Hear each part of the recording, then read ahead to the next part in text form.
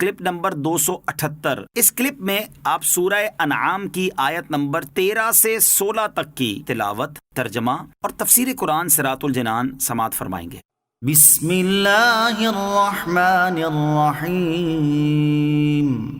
ترجمہ: اللہ کے نام سے شروع جو نہایت مہربان رحمت والا ہے۔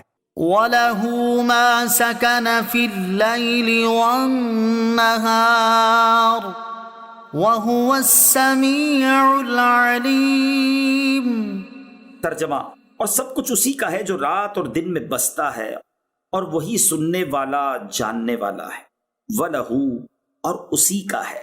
اس آیت کا خلاصہ یہ ہے کہ رات اور دن میں کائنات میں بسنے والی یا سکون حاصل کرنے والی ہر چیز یعنی تمام موجودات اسی کی ملک ہے، اور وہ سب کا خالق، مالک اور رب ہے۔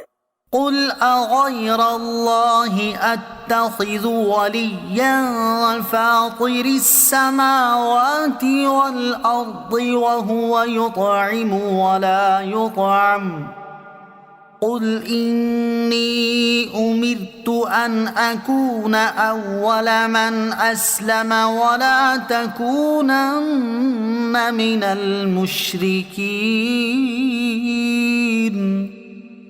قل انی اخاف ان عصیت ربی عذاب یوم عظیم من يصرف عنه يومئذ فقد رحمه وذلك الفوز المبين۔ ترجمہ: تم فرماؤ، کیا کسی اور کو اس اللہ کے سوا والی بنا لوں جو آسمانوں اور زمین کا پیدا فرمانے والا ہے، اور وہ کھلاتا ہے اور وہ خود کھانے سے پاک ہے؟ تم فرماؤ، مجھے حکم دیا گیا ہے کہ میں سب سے پہلے فرما برداری کے لیے گردن جھکاؤں، تو ہرگز شرک کرنے والوں میں سے نہ ہونا۔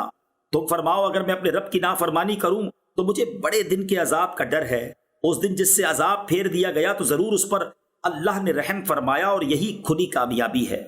قل، تم فرماؤ، کفار عرب نے حضور اکرم علیہ الصلوۃ والسلام کو کہا کہ حضور علیہ الصلوۃ والسلام اپنے ملک والوں کے دین کی طرف آ جائیں اور توحید کا ذکر چھوڑ دیں۔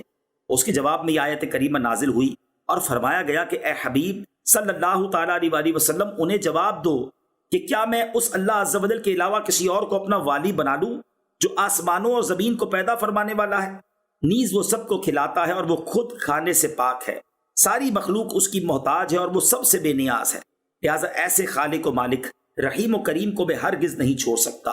اس نے تو مجھے یہ حکم دیا ہے کہ میں سب سے پہلے فرما برداری کے لیے گردن جھکاؤں، کیونکہ نبی اپنی امت سے دین میں آگے ہوتے ہیں، اور اس نے یہ حکم دیا ہے کہ میں شرک سے پاک رہوں۔ من یصرف عنہ یومئذ، اس دن جس سے عذاب پھیر دیا گیا۔ اس آیت سے معلوم ہوا کہ قیامت کے دن عذاب سے بچنا اللہ تعالیٰ کے رحم و کرم سے ہوگا، صرف اپنے اعمال اس کے لیے کافی نہیں، کیونکہ اعمال سبب ہیں۔